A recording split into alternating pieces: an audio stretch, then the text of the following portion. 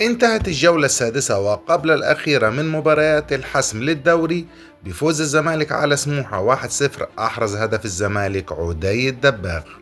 كما فاز الأهلي بثلاثية نظيفة على نادي إنبي، أحرز الأهداف حسين الشحات وأحمد السيد زيزو من ركلة جزاء وأشرف بن شرقي.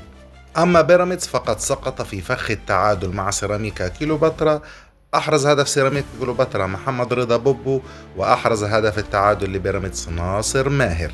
والآن الزمالك ينقصه نقطة واحدة فقط لحسم اللقب الخامس عشر له في الدوري الممتاز. كده ترتيب الدوري: الزمالك الأول ب 53 نقطة، يليه بيراميدز ب 51 نقطة، والأهلي في المركز الثالث ب 50 نقطة، وسيراميكا في المركز الرابع ب 44 نقطة، والمصري في المركز الخامس ب 40 نقطة، وإنبي في المركز السادس ب 36 نقطة، وأخيرا سموحة في المركز السابع ب 31 نقطة. كده سيناريوهات التتويج باللقب هي كالتالي: الزمالك يحتاج إلى نقطة واحدة من مباراة سيراميكا كليوباترا بغض النظر عن نتيجة مباراة الأهلي والمصري وبيراميدز وسموحة. أما بيراميدز يحتاج إلى تعثر الزمالك بالخسارة بغض النظر عن نتيجة مباراة الأهلي والمصري. أما النادي الأهلي يحتاج إلى تعثر الزمالك بالخسارة وتعادل بيراميدز أو خسارته للحصول على لقب الدوري.